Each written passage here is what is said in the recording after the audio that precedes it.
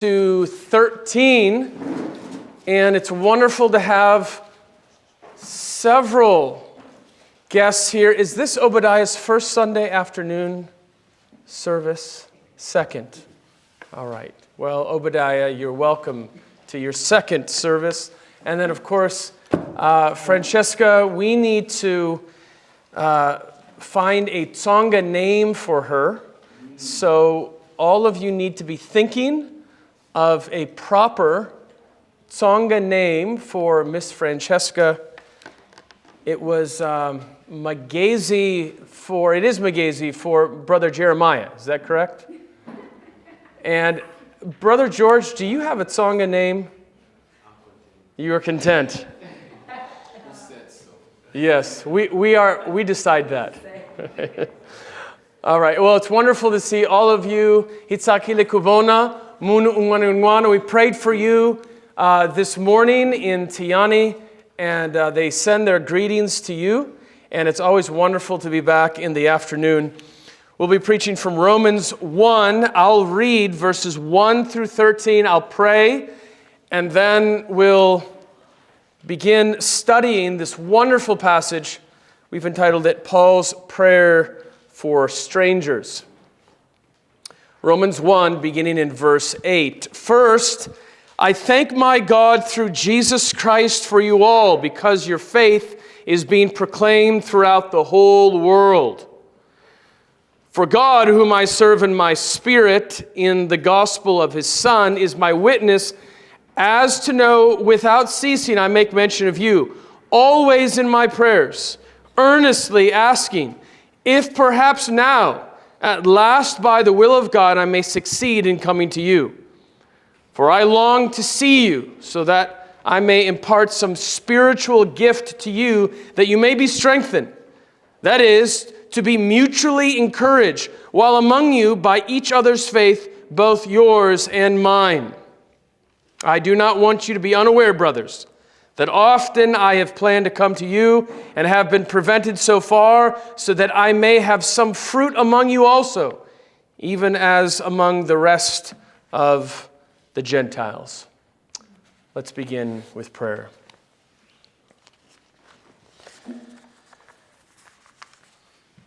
Father, thank you that we are able to approach the living God of heaven through the merits of Jesus Christ.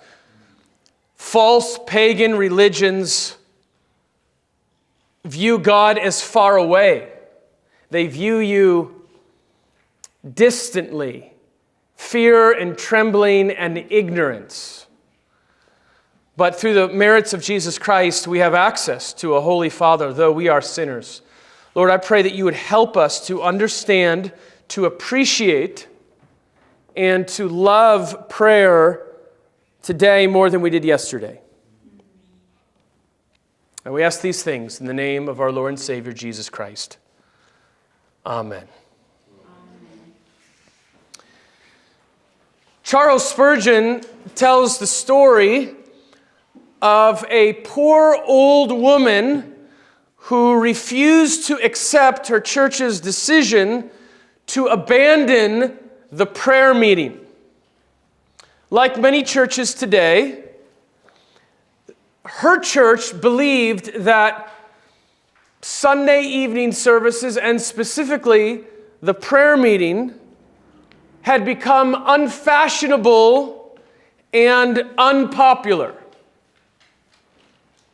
People want excitement, and people want entertainment. And so they abandoned the prayer meeting. Hilaba kutsika and shengeletano kukongela, hilaba kutsika shikongelo, hitashangana sontanamisho and sena. So the old woman attended alone the next day. And when someone in jest asked how many were at the prayer meeting, she said 4. And they said, I heard that you were all alone. And she replied, I was the only one visible, but the Father was there, the Son was there, and the Holy Spirit was there. And we were agreed in prayer. Well, the church was ashamed. And before long, there was a revived prayer meeting and a prosperous church. Spurgeon believed that Christians should never refer to the times where we gather for prayer as only a prayer meeting. For Spurgeon, only was a wicked word. Insana. He said, no, don't use the word only. He said it's like saying, only the engine is missing. But the engine is everything. You can't say the only thing they took in the car was the engine. That's what makes it run. Spurgeon believed that churches fail to flourish because they scarcely have prayer meetings. It is a second-rate affair for them. For them, it is only a prayer meeting. But the prayer meeting must be maintained at all costs.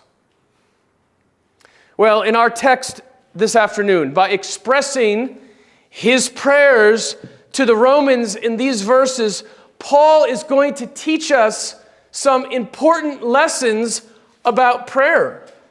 And not just prayer for anyone. Remember, Paul had never been to Rome, and Paul had not planted this church.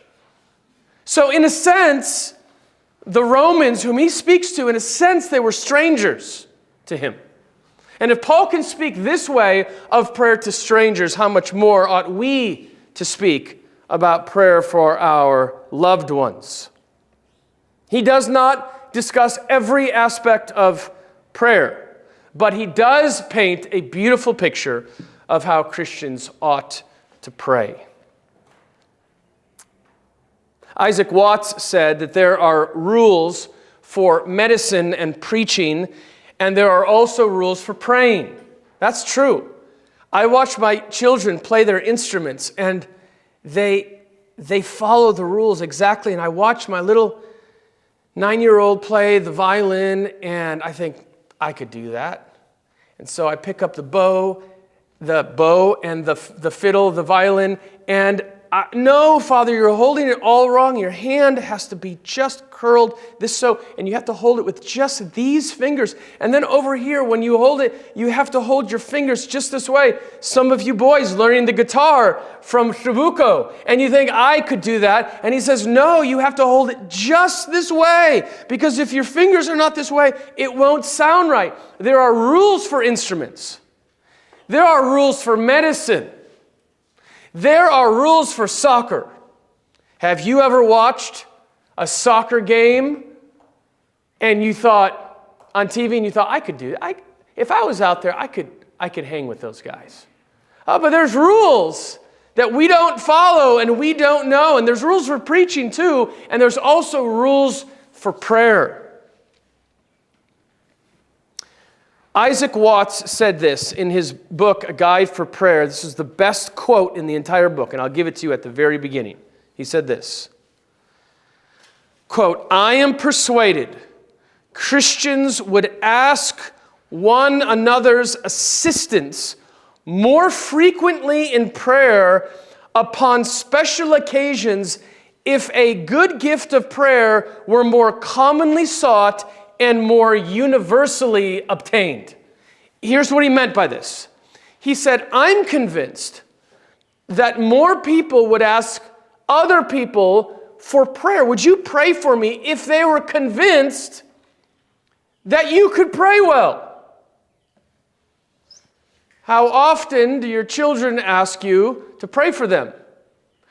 I have never been asked by anyone, would you please paint a portrait of our family so we can hang it above our fireplace in the house? They've never asked me that because I have no idea how to pray. I have no idea how to paint. Hopefully I know how to pray. We ask people who know what they're doing. Watts said there would be more speech like that if we knew how to pray. So let's learn how to pray. And there's much to say about prayer throughout the scriptures. Today, we're going to look at just a few verses in Romans chapter 1, where Paul is going to give us 5 marks. Mimfungo yantanu kukongela hintaliakate. So shosungula aisungaleni. Here's our first mark. Prayer should be thankful. Prayer should be thankful, which means hirikari hikongela hifaniku kensa. Now, some people like to use the acronym ACTS. Can you see that over here? We've talked about that before. We like to use the acronym ACTS. A-C-T-S. What does A stand for? You can tell me what A stands for in A-C-T-S. So say happy. Adoration. Adoration means kudzunisa. Here's an example of adoration. Psalm 34, verse 1. I will bless the Lord at all times. His praise shall continually be in my mouth. We don't eat the same food for every meal, and we don't pray the same kinds of prayers all the time. We need variety. And one item of our prayer is that we ought to adore God Almighty. Praise Him. That's A. C. What does C stand for? Nathan? Confession or kutisola. So when we pray hisona, we want to praise God Almighty, but we also want to confess our sins. 1 John 1, 9. He's faithful and just to forgive us of our sins and to cleanse us from all unrighteousness. T stands for mufundis. Thanksgiving, kukensa. Philippians 4:6, and everything by prayer and supplication with thanksgiving, let your requests be made known unto God. And then S stands for submission. not salvation. Salvation is a good word. Submission is also a good word. Supplication. That means to pray for others and to ask for things. Kongelela and kukombela. So there are different kinds of food. There are different kinds of studies at the university. And there are different kinds of prayer. We are going to focus, at least in the beginning, on this one right here. T, thanksgiving. Can you see that in verse 8? Look at your text. Romans 1 and verse 8. First, I thank my God. Ekusungaleni nakensa. I thank God. Christians should always be expressing gratitude to the Lord. In fact, in Ephesians 5, we're told to be filled with the Spirit. And when we're filled with the Spirit, we're told that there will be 5 results about being filled with the Spirit. And one of them is being thankful. How do you know when someone is filled with the Spirit? They're thankful. They're always giving words of gratitude. Have you ever wondered how some people can pray for an hour or 2 or 3 or half a day? Well, when we look at all of the ways that we can pray, suddenly it doesn't look too difficult. Let me give you 10 ways that we can be thanking God in our prayers. These are biblical. These come from the scriptures. Let me give you 10 ways, 10 specific examples of prayer of thanksgiving. Number 1, I'll go quickly. Ilabakunika tentela takume. Hirakara hikensa. Lishako hinga kensa shikwemu. Number 1, thank God for hearing your prayers. John 11:41. Jesus, the Son of God, thanked his Father for hearing his prayers. If the Son of God can thank God in that way, how much more should we as sinners? Number 2, thank God that he chose you for salvation. 2 Thessalonians chapter 2, verse 13. But we should always give thanks to God for you, brothers, beloved by the Lord, because God has chosen you as the first fruits. Number 3, thank God for his attributes, such as his power, his wisdom. You say, Bodhi Paul, I could never pray for an hour. I couldn't even pray for 5 minutes. I would run out of things to say. Not if you start thanking God for all of his attributes. If you thanked God for just 1 minute per attribute, that's 20 minutes right there. What are some of his attributes? Wisdom, omniscience, omnipotence, omnipresence, compassion, mercy, justice, righteousness, love. He's eternal. He's always existed. We come to him in prayer, and even before we ask for things, we say, Father, thank you for your wisdom and how you orchestrated this plan. I see where I am right now, and it's like I'm reading a book upside down. I would have no idea how to do it, but you have a plan, and you're wise. Thank you for your wisdom. Thank you for your power. Thank you for your holiness. Number 4, we're learning about ways that we can thank God. Number 4, thank God for the spiritual growth you see in other believers. Thank God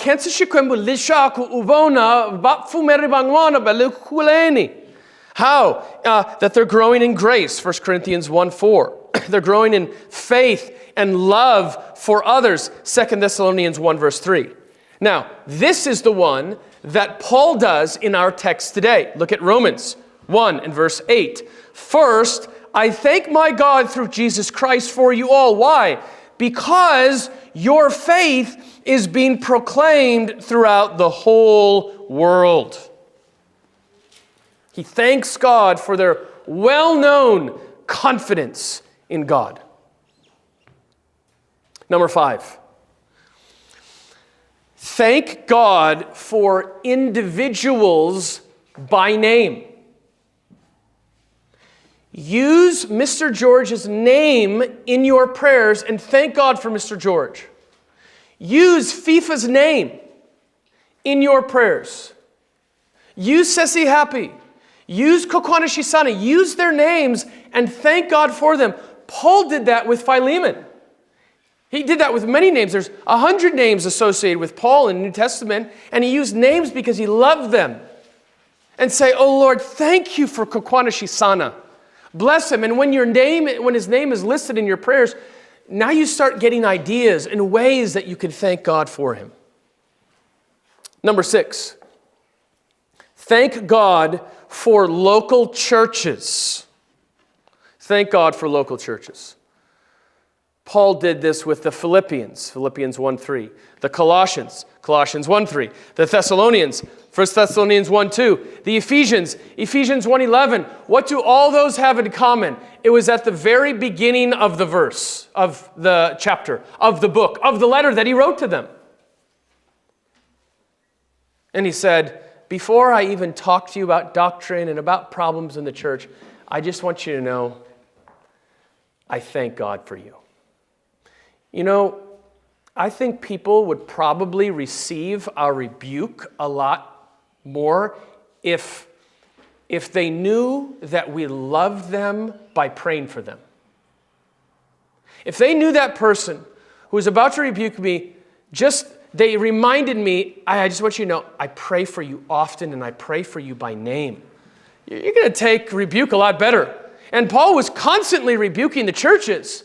And yet he was often telling them, even before the rebuke, that he loved them and he thanked God for them. Do we do that in this church? We do, and we can even improve.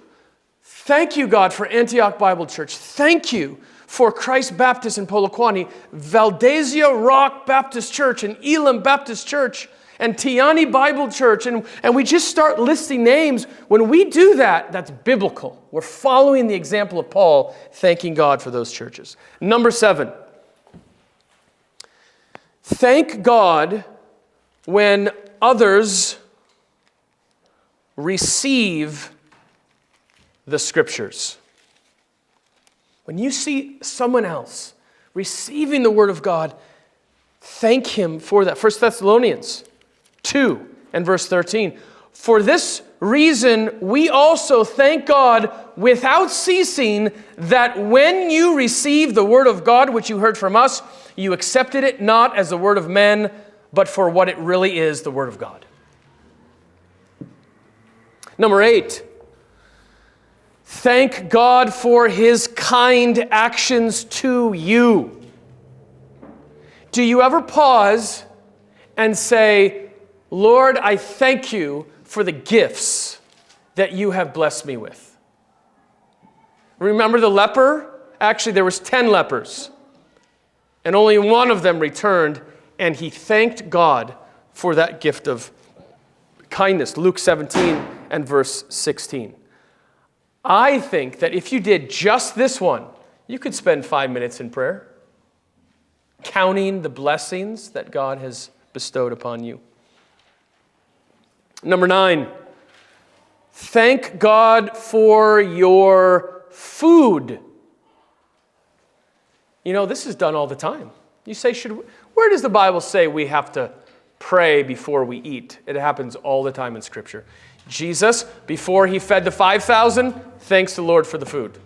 Before He feeds the 4,000, He thanks His Father in heaven for the food.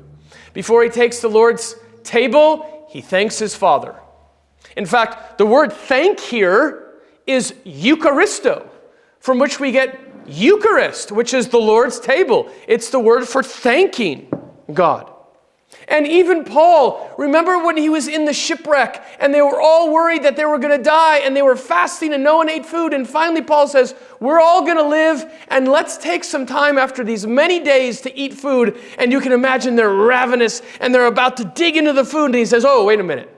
Let's just pause and thank the Lord for the food. Acts 27 and verse 35.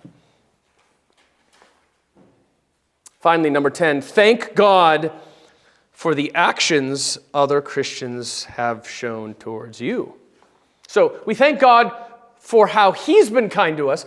Then you can also thank God for how other Christians have been kind to you. Paul did this in Romans 16:4, when as he's praying, he said, Lord, thank you for those other Christians who risked their lives for me.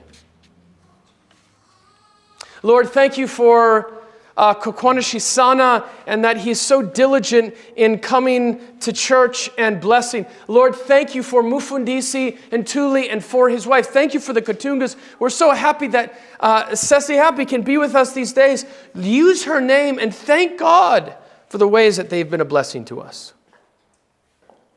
Now, before we leave this point, I just want to remind you we can be imbalanced on both sides. We want to be in the middle and thank the Lord, but we can be imbalanced. One side is we never thank God. That's what the atheists do. Romans 1, verse 21, they are not thankful. But the other side is we're so effusive in our thanks, and we're so open and loud in our thanks, that really we end up thanking ourselves. It's like the woman who says, Lord, I want to thank you that I'm the most beautiful woman in all the world. That's really self-praise. Remember the story of Mulubisi and Mufarisi in Luke 18? And he says, Shekwembu nilabukumi kensa lishaku. I'm not like the tax collector. We don't want to be that way. Have you ever wondered why the Lord's Prayer doesn't have a prayer of thanks in it? The Lord's Prayer is supposed to be an example of prayer, kind of the training wheels of prayer, but there's no specific words of thanks. Why is that? Well, I think there is gratitude in those prayers, but it's hidden. It's an attitude. I think it's the attitude behind each one of those 6 requests in the Lord's Prayer. Give us this day our daily bread. And in a sense, there's a word of gratitude in there.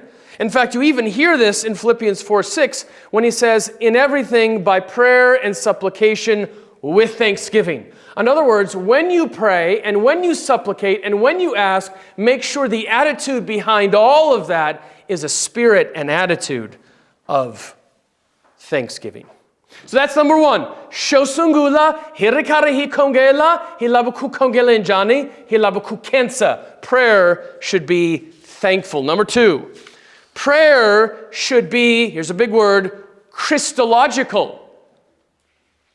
That means centered on Christ. Look at verse 8, Romans 1. First, I thank my God through Jesus Christ. Brothers and sisters, if you pray in any other name, your prayers are powerless. Prayers to Allah are no better than prayers to Satan. Prayers to Mary, prayers to dead martyrs, prayers to your ancestors. Loko banu ba patla? Hilabaku patla, hilabaku kongela shikwembu, vakokwani, valehansi. We want to pray to our ancestors and to those who have gone before us. Those mean nothing. They cannot be heard. They are powerless. There is one mediator between God and man, and it is the man, Christ Jesus, 1 Timothy 2:5. That's why Jesus told his disciples, when you pray, I will do whatever you ask in my name. John 14:13. So when we pray in the name of Jesus, that means we pray with his authority and we pray according to his will. In the name of Jesus. Just because you use the phrase in the name of Jesus does not mean you're praying in the name of Jesus. It's not a magic phrase that will give you whatever you want. You cannot pray as a Christian, Lord, please bless my marriage to an unbeliever that I will enjoy tomorrow at our wedding. In Jesus' name, amen. No, God said, Lishaku ba Christe, abakoti kuteka labanga ponisuangiki. That's God's will. If you say in the name of Jesus, it's not in the name of Jesus. It's not according to his will. It's not a magic formula. So our prayers ought to be centered in Christ. We ought to pray that way. Generally, we pray to the Father. Not always. We can pray to Christ. Stephen prayed to the Lord Jesus. Lord Jesus, receive my spirit. Acts 7. So it's okay to pray to the dear Jesus. It's okay. But generally, the pattern is praying to the Father. Through the name of the Son, in the power of the Holy Spirit. Can Satan hear our prayers? Can demons hear our prayers? Should we not pray out loud so that demons won't hear what we're asking for and therefore not try to destroy what we're asking? Well, Satan cannot know our thoughts. Shikwembunsena shitiba mielkatiaina, mademona, Satan abatibi mielkatiaina. So Satan can't read our minds, but he is a good guesser. He's been around since the beginning of the world. He knows people very well. Only God knows our minds, Romans 8:27. But yes, Satan and demons can hear our audible prayers, but we ought not to fear that. Satan is like a dog that sits still and cannot do anything without the Lord's permission. He can't scuttle. He can't destroy God's plans. Here is Hannah. Hannah wants a son. She can't have a son. And she cries out to the Lord loudly and prays for a son.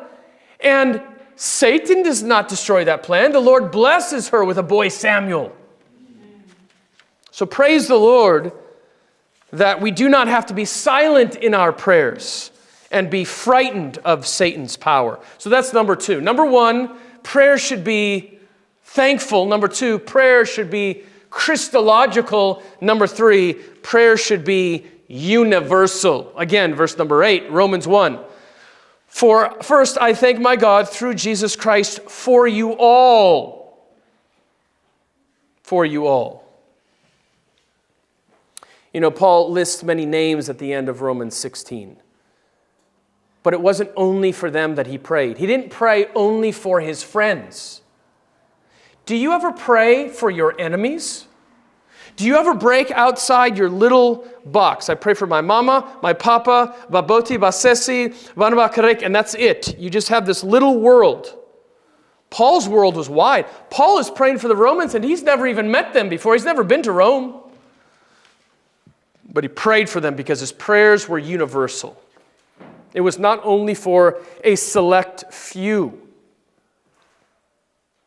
Jesus told us that we should, according to Matthew 5:44, love your enemies and pray for those who persecute you. What is our natural reaction when people persecute us? Loko ishaniseka, hilabaku entlayini, hilabaku tlela kushanisa. Loko vanu bangwana ba seba, hilabaku buya kusela. Loko bangwana ba yiba surusahina, hilabaku buya, hilabaku tlela kuyiba surusavona. Paul says, Jesus says, the New Testament says, pray for your enemies. That's supernatural. How can you explain that? That's impossible, other than the work of the Holy Spirit. You know who the greatest example of this was? The Lord Jesus Christ. On the cross, as his enemies were destroying him and crucifying him, he says in Luke 23:34, Father, forgive them. And Stephen learned from their example and prayed the same thing for his enemies. Notice how personal this is with Paul as well. Have you ever heard people refer to God as the man upstairs? How disrespectful, how blasphemous. Not Paul. No, God is not the man upstairs. He's not this distant spirit somewhere out there. No, he says in verse 8, first I thank my God through Jesus Christ for you all, because your faith is being proclaimed. Verse 9, for God whom I serve in my spirit. This is an intimate relationship that Paul has with God Almighty, the living God. Prayer should be universal. Number 4, prayer should be continual. Prayer should be continual. Verse number 9.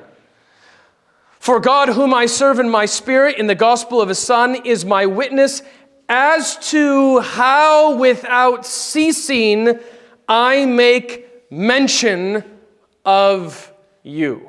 Paul essentially uses a vow. He uses an oath. God is my witness. You don't believe me? God's my witness.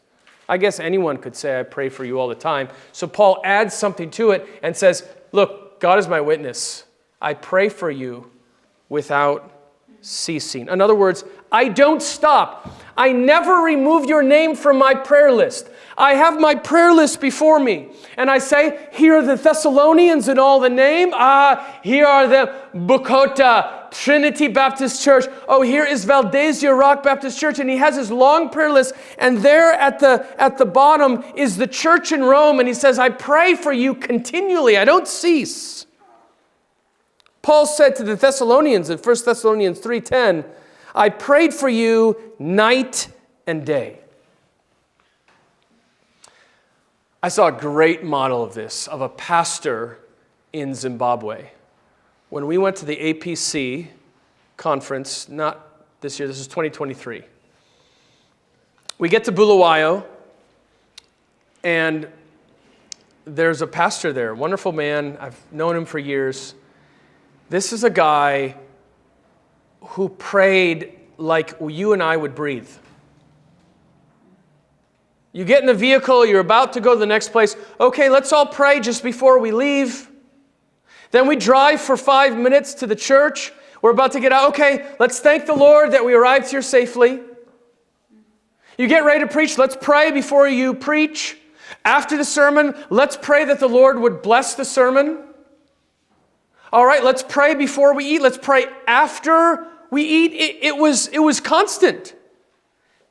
It wasn't forced. It wasn't arrogant. It wasn't pretentious. It wasn't drawn out and long. It wasn't arrogant. It was real. It was fresh. It was lively. And it was constant. That's the way Paul was. You want to know why Paul prayed so often? Because he had so many things to pray for and so many people to pray for. How can you say to so many churches, so many hundreds of people, I do not cease praying for you? The only way you cannot cease praying for that many people is if you pray without ceasing. Or as Paul said, I pray for you night and day. And again, I remind you, this is for a church that he's never met. He's never been there. How much more ought we to pray for those that we know and love? Question, is it wrong to pray for the same thing continually? Should we pray for the same thing? The same thing over and over again. Well, Jesus gave us a story to answer this question. Do you remember the story in Luke 18 about the unjust judge and the woman? There was a poor widow who had been done harm somehow by her enemy. And she was poor and she couldn't defend herself. So she goes to the judge, Mu'aban Yisi, and she goes to the Mu'aban Yisi and says, Judge, please help me. And the judge is a bad man. He's a bad judge. He's a wicked judge. And he says, I don't want to help you. Go away. And the next day she comes back. And she comes back the next day and the next day and the next day. And finally, even though he was a bad man, her persistence, as one translation says, drove him crazy. Her persistence was driving him mad until finally he helped her simply because of her persistence. She wouldn't leave him alone. And the lesson is this. If a bad man helped this woman simply because of her persistence, how much more will our good, kind, and loving God answer our prayers when we ask Him for help? Ungayimi kukombela kukongela. Now, yes, we ought to pray according to God's will. I'm not saying pray every day for a Mercedes compressor. But pray according to God's will and do not stop until, here are the two ways, until either God answers your prayer or He removes the desire in your heart for that thing.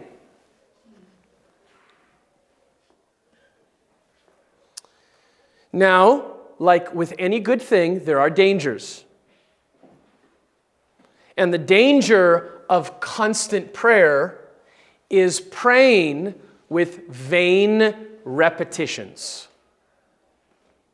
I hear this all the time among the Tsongas. Some of you use the word tatana like a comma. And at the beginning of each sentence and at the end of each sentence, you say tatana or shikwembu. His name is holy. Let's not use vain repetitions. Some of you pray the exact same wording in your prayers so that you're not even thinking about it. You're just saying words. And Jesus rebuked those kinds of prayers. In Matthew 6:7, He said that we mustn't pray with vain repetitions. That means empty phrases.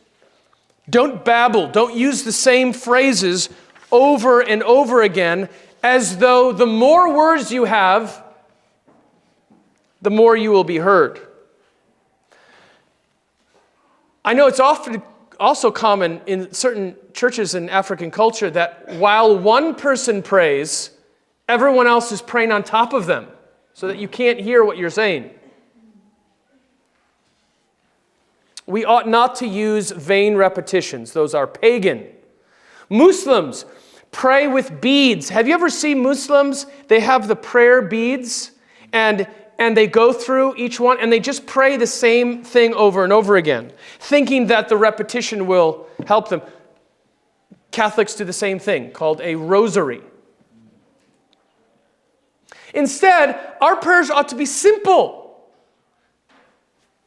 Asking and praising and confessing and interceding. You think of the prayer before the prophets of Baal, and it was very brief, but it was powerful and much different than all the yelling from the prophets of Baal. And they jumped up and down and they spoke and spoke and talked and talked and talked, and they cut their arms and there was no answer. And then a simple prayer from the prophet brought down fire from heaven. 1 Kings 18. George Mueller kept a record of his prayer requests, and he recorded that he had thousands of prayers answered. He said many of his prayers were answered within 1 hour of praying them. But sometimes it was longer than an hour. Sometimes it was a day, a week, a month. Sometimes it was years. He said that he prayed for one man's conversion for 40 years. Have you prayed that long for your unbelieving mother, grandmother, father, neighbor? And look, I prayed for a couple weeks. He wasn't saved, so what am I supposed to do? Not George Mueller. George Mueller said that he prayed for a certain man's conversion until he was finally saved as a very old man at 90 years old.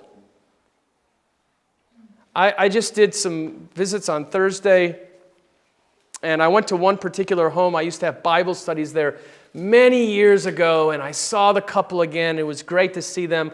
I saw the mother, and then they called the father, and he didn't recognize me.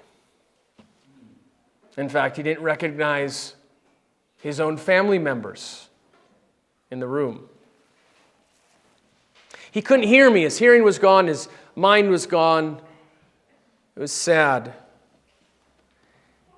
Oftentimes we look at older people and we say, they don't understand. Even at that house that I was at, he said some foolish things, and the young girls there started laughing. And I made sure to rebuke them. Don't laugh at this man. You show respect to this man. That will be you one day. Sikarangwana utafananabona. And we say, when they get to a certain age, I think it's time for us to stop praying for them now. They can't get it. Not Mueller. Can you imagine praying until a man is 90 years old and then he's converted? Our prayers ought to be continual. And finally, number 5, prayer should be beneficial. Prayer should be beneficial. Verses 10 through 13. So now what Paul's going to do is he's going to move from prayers of thanksgiving to prayers of requests. Now he's moving from T, and now he's going to move to S. He doesn't focus on A and C. He's not talking about everything in prayer, but he is going to talk about supplication here. Verse 10, always in my prayers, earnestly asking, if perhaps now, at least by the will of God, I may succeed in coming to you. Paul's prayer is that he would be able to see the Romans soon. Remember Paulo? Anga te kangin gar kusimeka kerek yabaroma. And so he prayed that he would succeed in coming to them. Paul loves them. He says, I long to see you. And then notice he says, so that.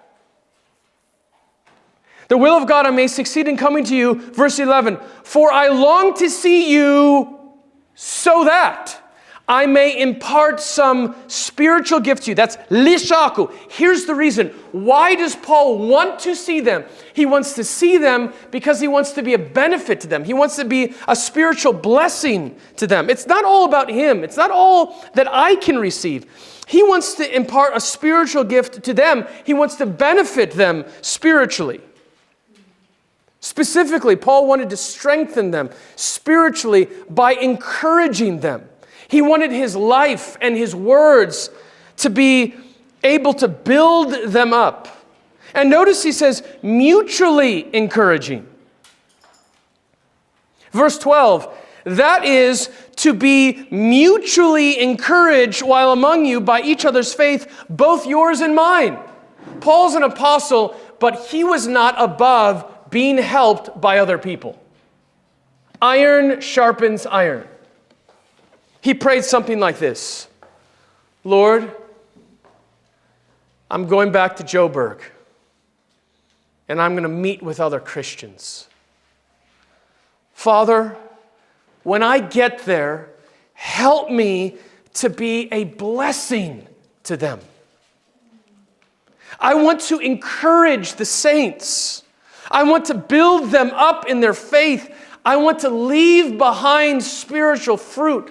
I want to leave and they say, oh, I feel stronger. And not only that, when I go there, will you allow them to build me up spiritually? It's not all about what I can do for them, but will you help them to build me up? That they could bestow to me a spiritual gift? This was not a selfish prayer. For all the things that Paul wanted, he prays outside of himself for others so that he could be a spiritual help to them. Our prayers ought to be beneficial. Lord, help me to be a blessing to others. Verse 13, I do not want you to be aware, brothers, that often I have planned to come to see you and have been prevented so far, so that I may have some fruit among you also, even as among the rest of the Gentiles. Now, that's a lot of good food from Paul. But before we close, I want to just bring it down a level and just give you a few more practical observations on prayer. And a number of these are taken from Isaac Watts. I've mentioned him before. Isaac Watts was the great hymn writer, and he wrote a book on prayer. He was a pastor. Most of the great hymn writers of the past were pastors, lafundisi. And he wrote a book called A Guide to Prayer. And let me give you 8 helpful ideas on prayer. They'll be very short. Number 1,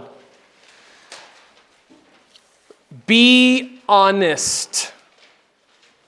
Be honest. That means vulaniantes. So, listen, have you ever prayed before and you just thought, I can't pray? At this particular moment, I can't pray. Then be honest. Truthfully tell God that you need His help and tell Him, Lord, I cannot pray, so I need your help. Number 2. Pray what is really in your heart. Vulani shilo shambilo yawena. Shilo shihi shikona embulun yawena na. When you try to use fancy expressions, this really mocks God. You're speaking something different than what's in your heart. When we pray what is in our hearts, when we really pray what is internally inside of us, this moves others and it helps them. Have you ever been helped by someone else's prayer? And it's because that prayer is real. It's really coming from inside. Number 3, Pray correctly in public. In public is eribaleni. So you say, well, how do I pray correctly in public? Well, learn to pray privately before you pray publicly. The time to practice is not publicly. When you do pray publicly, use a natural way of speaking. Have you ever noticed that sometimes when people pray, it's like all of a sudden they become a different person? Now they start using a different style or tone of voice. Okay, if you want to be lower, more reverent, but prayer is speaking to the living God. So use your normal way of speaking. Don't use a preachy voice. Speak clearly so as to be heard. Some of you young people, Vansha, sometimes when you pray, you did this, and you put your finger in. Don't do that. Lift your head up and speak clearly so that we can hear you and we can pray with you. Number 4, use humble gestures in prayer. A gesture is this. A posture is standing, sitting. There are many postures in prayer. David sat in prayer.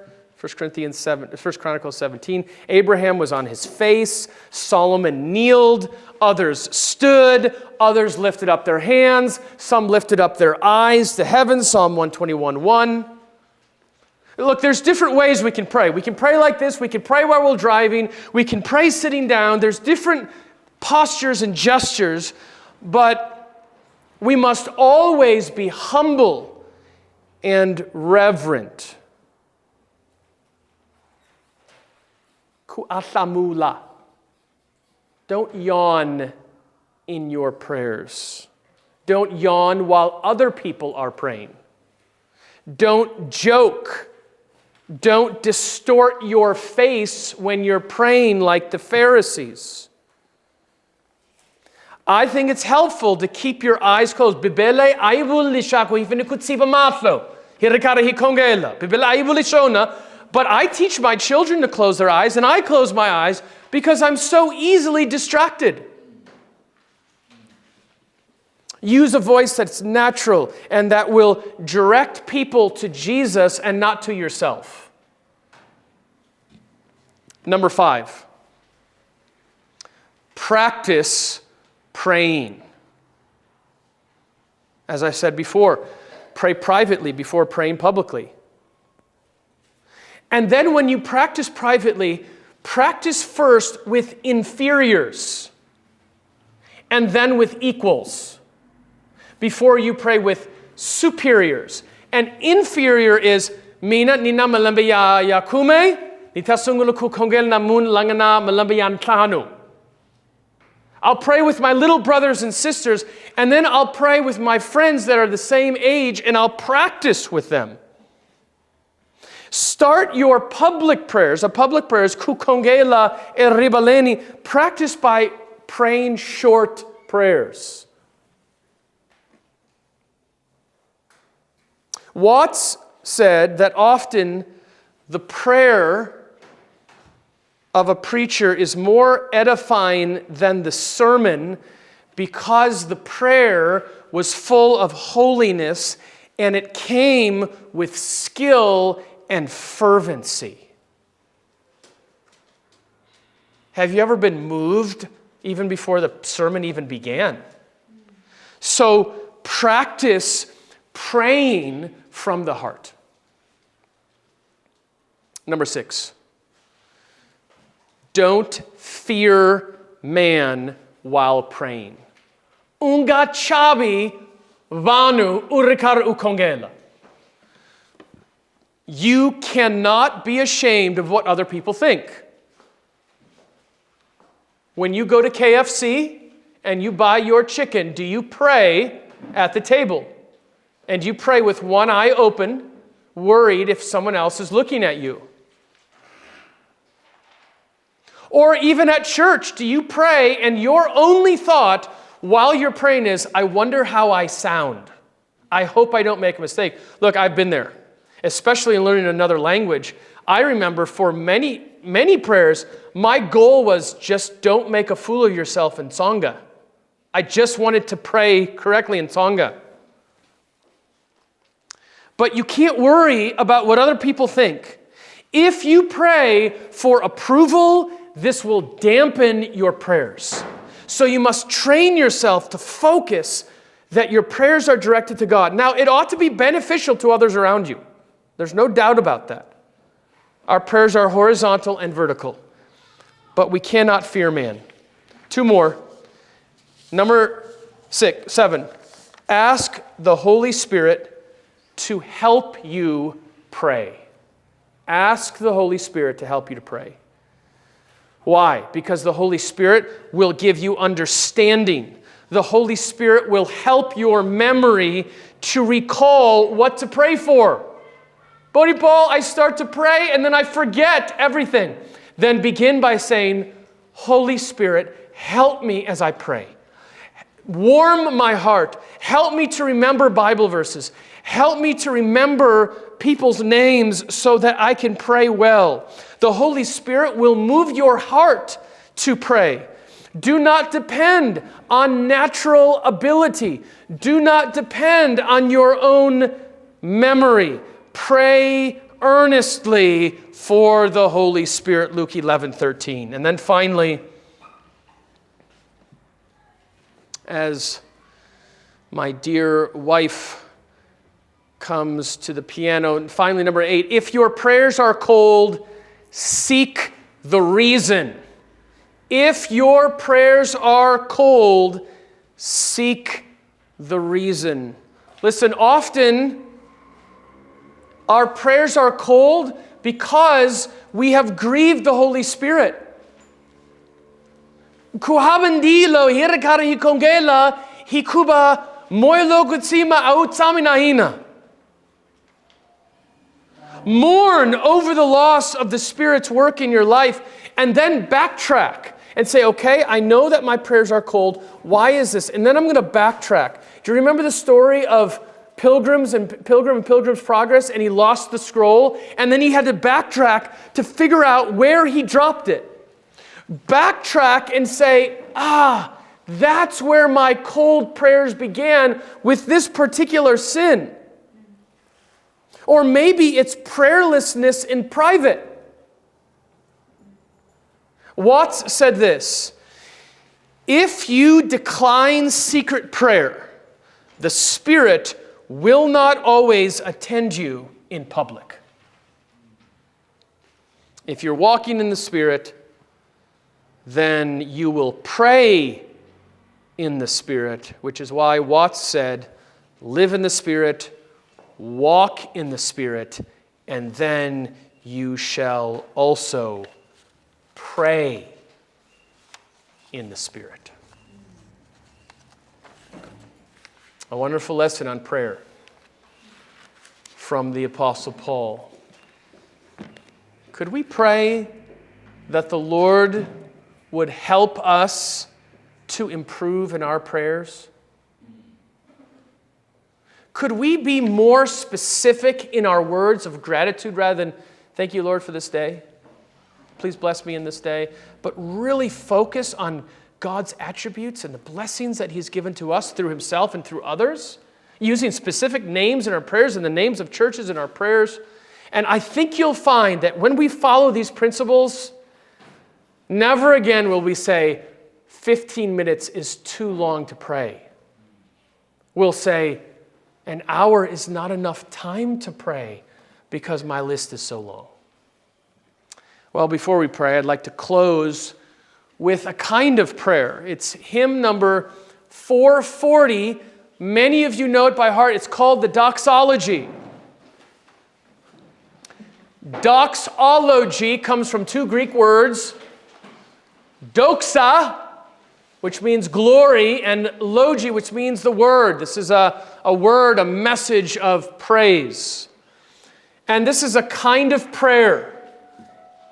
I think it's good to memorize this. We just sang it today, actually, around the table before our meal. And I'd like us to sing. It's a very short song. You know the tune because we already sang the tune earlier on in the afternoon service. Let's stand together as we sing Apology, hymn number 440.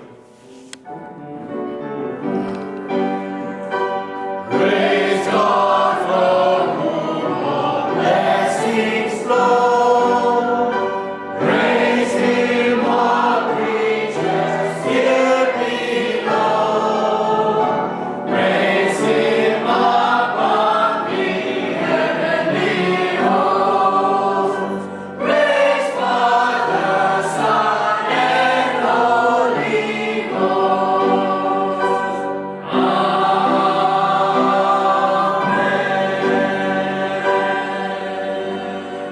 Father, we pray that you would bless us now as we depart to our individual homes. Tatana sikrana muta, hi kumbel lisha kumitahi, hi kateki se hirikara hi famba. Tatana hi lava kushakusa vitara Yesu Christ, your name is high and lifted up. Thank you for saving us. Thank you for hearing our prayers. Thank you for electing us. Thank you for our brothers and sisters in Christ that hold up our hands. Thank you for godly churches that help us to move on in our Christian lives. Thank you for the deacons and elders of this church. Father, thank you for all the blessings within this nation. Thank you for this scripture book that we have in our hands, the Bible, translated in the 1920s so that for 100 years we can understand the Bible in the Tonga language. Father, thank you for Pastor Ntuli and for his wife. Lord, we pray that you would heal her body as she's ill this afternoon. I pray that you would strengthen her. Thank you for Bodhi Rach's faithfulness, and I pray that his faith would not fail. Father, thank you for these young boys, for Invest and Ringetelo and FIFA and Tiani, and for all of the young men who are faithfully coming to the church. Bless them and give them new hearts.